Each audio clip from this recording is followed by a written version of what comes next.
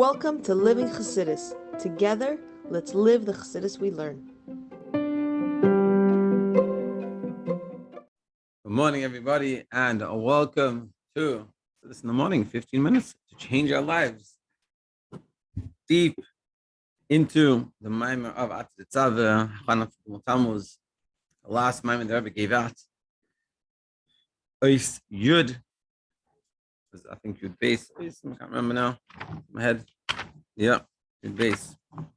So we're going ahead. It's a little last choice and a little longer.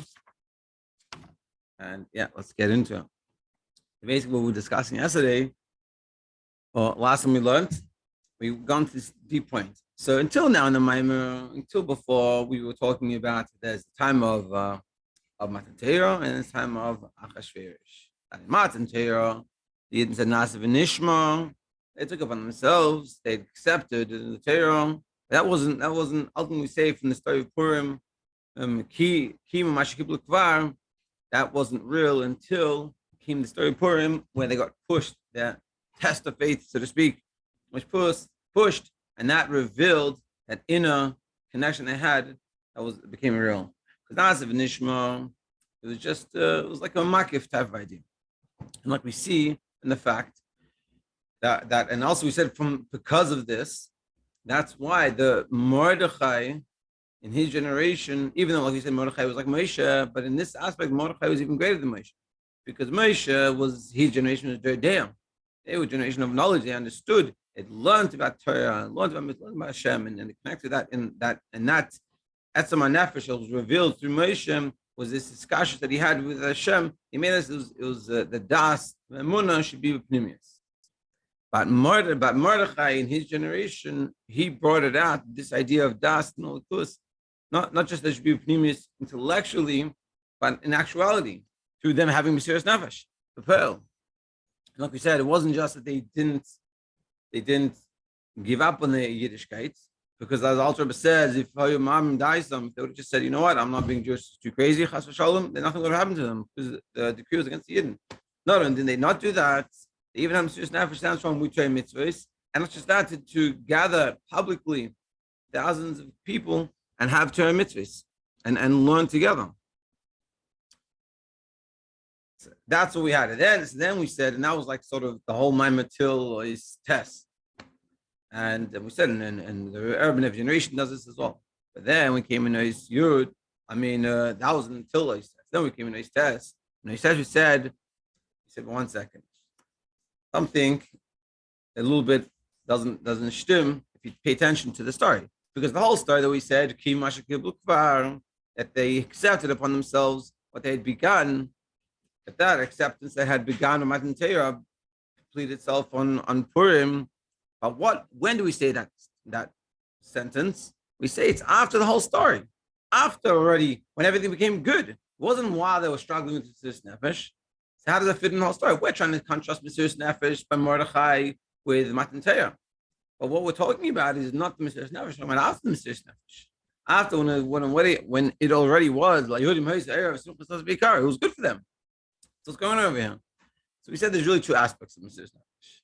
There's actually mesiras nefesh that happens in galus when you're in an oppressive regime, oppressive time, like it was in the beginning of the Purim story, or like we could say, like it was in communist Russia. And then there's the oppression that happens, and that reveals the etzem nefesh, the connection, the oneness with Hashem, the etzem neshama within us, and then which is what Moshe helps, the Moshe Rabbeinu of every generation, and then there's the one that we talked about last time, is because you're in galus, meaning begashmis, it's fine, baruch, it's also fine, but it's the fact you're in galus, and like we said, that even a tzaddik, that by him he's living in Mashiach's times, but if there's a place in the world that doesn't have Mashiach, so it's lacking his Mashiach, and like we said, like Alter Rebbe said, ich will nicht dying ganein, ich will nicht dying haba, ich will nicht as their dich allein. He said, I don't want your. He said about the Abraham, I don't want anything but you. And this is talking about this ultimate level. And the fact that we heard it, and the fact that it was publicized means it's shaykh to all of us. We all have this. And that's why we were saying last time that it could be, this is why a lot of Yidden around the world are always in the forefront of trying to push agendas. Not because then they have crazy thoughts, because they want, that's a Mashiach. They don't understand it within themselves. So they're running around doing all these things and saving the whales instead of doing mitzvahs and trying to be Mashiach. And that's what we're saying. Then if we're adding a third dimension, and this is what we're going to discuss today more. And what really we're going to say, this is a wild statement, but when you learn, it'll make sense to you that the third dimension is an even deeper. So you have the Gilui Velakus, like Matan Torah, and then you had the mesiras nefesh because of Galus. Galus is causing it, like Mordechai or Communist Russia, and then you have Free America. And ultimately, the mesiras nefesh you have in Free America, the Rebbe is going to say is the greatest. That's the deepest level. Now you're going to say it's the deepest level. Have you seen what's going on? Hey, you know how it's going, how my life is, and you can imagine yourself probably if you were in Communist Russia, how you would be. You'd probably be pretty good. You'd probably stand strong, no? And this is what we're talking about. Let's see.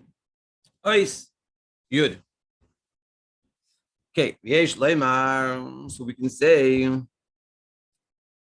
Shebechid Nas Hamar Han Shama. Hamiskales Al Yedea in the Kasis Mizashim Samagalus. This level of the neshama that is revealed through us being crushed in the time of Galus, meaning just pure Galus, it's even deeper, even greater. It's even greater than the revelation of the essence of the neshama that's revealed through mesiras nefesh, meaning like Communist Russia.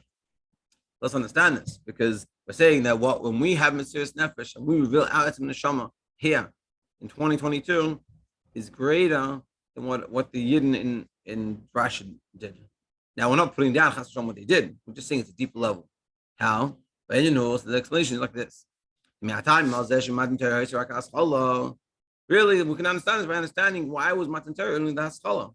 Why was Matan Torah? We said at the beginning, like we said in it was Gimmel.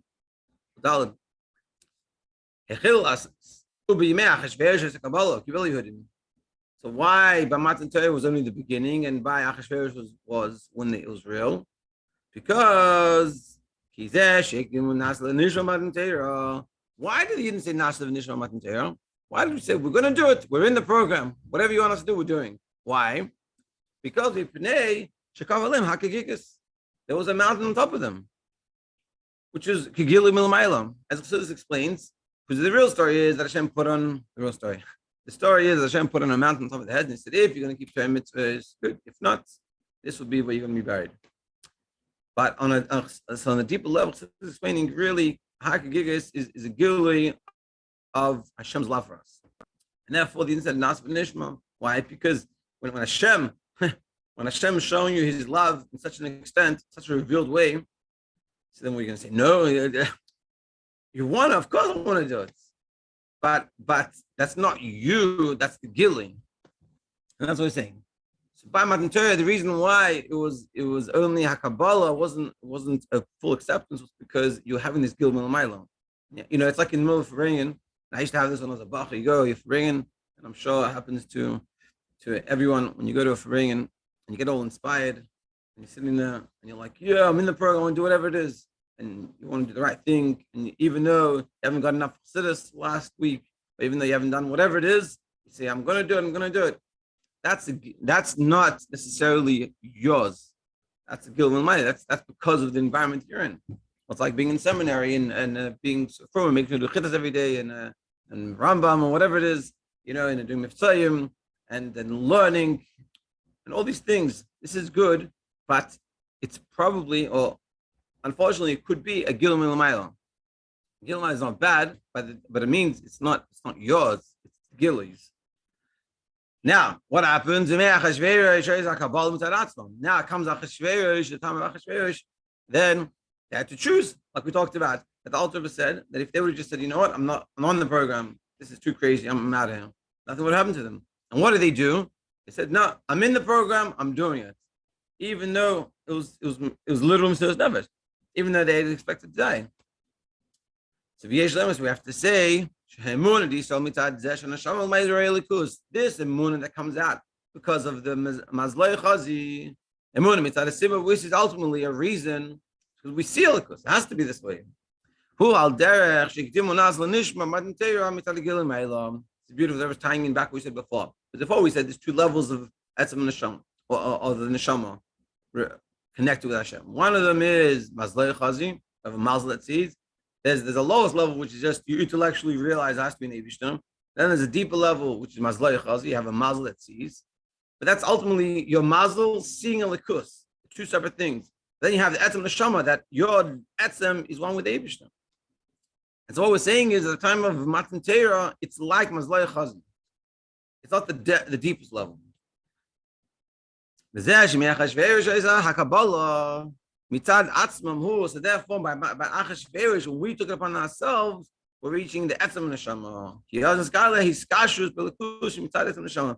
It's revealed the essential connection that we have with the lekus, which is coming from the essence of our neshama. So it's much deeper than the mazloi chazi. So now what we're saying is you have a matan Torah, which is sort of mazloi chazi, which is that lower level, which is ultimately two separate things that your mazel sees. It's good. But ultimately it's two separate things. And you have the deeper level, which is being brought out by Achashverosh, or you could say, as the Rebbe is going to say, being brought out in the communist Russia. But that's ultimately mazloi chazi, and it's two separate things. Even what's being brought out mazloi chazi, that's esem neshama. This is what we're going to continue discussing. So by the time of Achashverosh, and ultimately also by the time of communist Russia, that is revealing not the mazloi chazi, but the deeper level. That's a neshama. That you're revealing that essential connection you have with the likus. And ultimately, what we're going to say, just jumping the gun here, just so you already know what's going on, that ultimately we're going to say in that level of the etzem and neshama being revealed, there's two levels within it. There's the etzem and neshama being revealed by the struggles of Golus, like Achashverosh and like communist Russia, and then there's the deeper level within etzem and neshama being revealed, which is an interesting thing to say, but that's what we experience in nowadays 2022. There. So more specifically, we can say shegam begili etzem and neshama, also in the relation of the essence of the neshama. Yeshna dugma shnei yanim and nishkan else. These two ideas, the difference between mazloi chazi and etzem and neshama, we're saying that in etzem and neshama itself, we can use these two examples, which is the gili etzem and neshama being mesiras nefesh, that they're in the revelation of the etzem and neshama that comes about from mesiras nefesh. Now he's going to get into it, and I think I'm just going to hold off on it so we can do it tomorrow. He gets really into it. But let's just finish the last bit, and then we'll finish up. So we can say, and in